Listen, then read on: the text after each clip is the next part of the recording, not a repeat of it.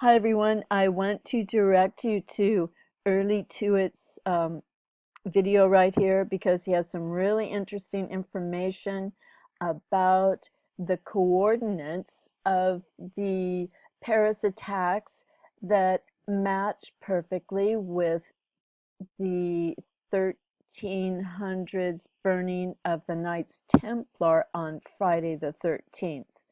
So that's kind of interesting, and starts about right here. But before this, in this part, he talks about plasma, forgot what he calls them, uh, fireballs in the sky, and also what's happening in the Gulf. You know, over 1 million people have died because of Corexit and Cynthia, uh, biotech created, you know, these forms from a lab dumped into the Gulf. So that's a true reality. And then further on here, he's going to talk about the mark and the chip that the Vatican makes all people have implanted in their bodies that they work there, the employees. And then he has a symbol of it. You'll see it. It's coming up. And I just want to show you that it says chi, and in Japanese, chi means blood. And, there's some definitions here. This is the symbol for blood. It doesn't look like the symbol he's going to show you, but this symbol looks like blood in a container. And it has a lot of meanings that are important, okay? Meaning earth represents hard, solid objects of the earth, blood and other bodily fluids. There was something here where it meant chi actually means blood. Here's the symbol in Japanese. And blood, power. Oh, where is that? It said sacrifice. All right, here. It looks like blood in a container, a chalice in sacrifice. Okay, so some connections there. Anyway, have a listen.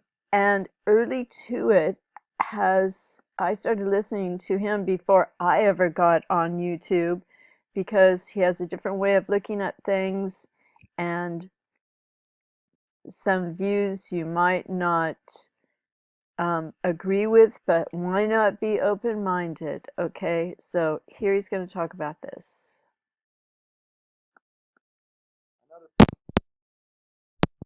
Was this mark of the beast that I talked about recently.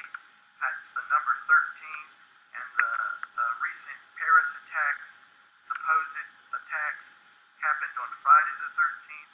Well, if you look up in Webster's or even on WikiLeaks about Friday the 13th, in the 1300s, it was the Knight Templars who were the Crusaders. They were the Christian Crusaders. The Pope and the King of France or the King of England, I can't remember which one, had all of them massacred. They burned them to death at the stake. And if you put in the coordinates for the massacre of the Knights Templars, right, like if you get the longitude and latitude, it's the exact same spot, longitude and latitude, that all the Knights Templars were burned alive, is the spot of the attacks on Friday the 13th. Now that tells me this was a false flag done by our usual suspects. Like I tell you guys, the war on terror is really Christians murdering Christians. This is obviously Christian crusaders, you know. But this mark, right? Mark, this number 13, and the whole history of it, and how John of Patmos, when he wrote this or when he had it written, could have used an animal to number sort of thing rather than a letter to number sort of thing, and it would have been 666 animals in their alphabet, and then the numbers would have been assigned to different animals, and the number of the beast or the wild beast here would have been the 13th of 666. That's where this mark might have come from, and it was the